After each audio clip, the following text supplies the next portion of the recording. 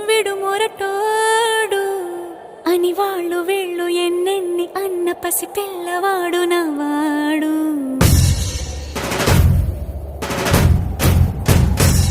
విడుముండోడు అని ఊరు వాడ అనుకున్న గాని మహారాజు నాకు నవ్వాడు.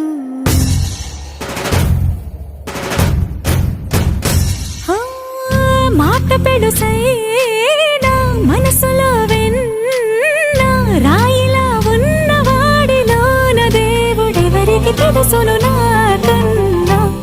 సూసేకి అగ్గిరవ్వ మాదిరే ఉంటా